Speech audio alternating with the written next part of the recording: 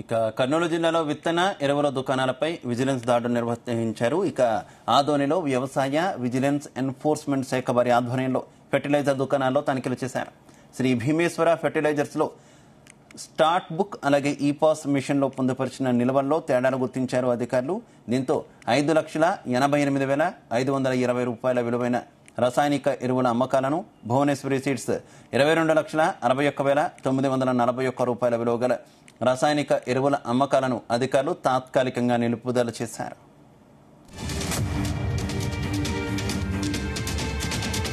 ఈరోజు ఆదోని మండలం నందు రాష్ట్ర వ్యవసాయ శాఖ కమిషనర్ గారి ఆదేశాల మేరకు పి హనుమంతరావు వ్యవసాయ సహాయ సంచాలకుల గారు, అదేవిధంగా విజిలెన్స్ అండ్ ఎన్ఫోర్స్మెంట్కి సంబంధించి సుదర్శన్ రెడ్డి కర్నూలు వారు సంయుక్తంగా ఎరువులు, విత్తనాలు మరియు పురుగుమందుల డీలర్ల దుకాణాలపై దాడులు నిర్వహించడం జరిగింది.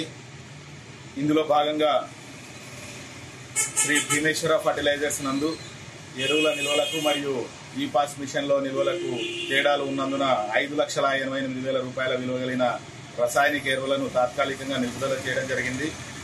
అదేవిధంగా భువనేశ్వరి సీడ్స్ నందు 22,61,000 రూపాయల విలువ కలిగిన రసాయనిక ఎరువులను అమ్మకాలను నిలుపుదల చేయడం జరిగింది.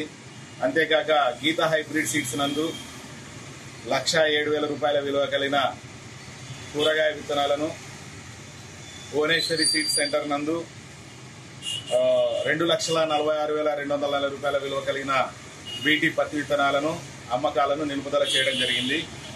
ఈ యొక్క ఇన్స్పెక్షన్ తనిఖీలలో సహాయ వ్యవసాయ సంచాలకులు ఆదోని వారు అరుణకుమారి గారు మరియు నేను మండల వ్యవసాయ అధికారి అశోక్ కుమార్ రెడ్డి పాల్గొనడం జరిగినది.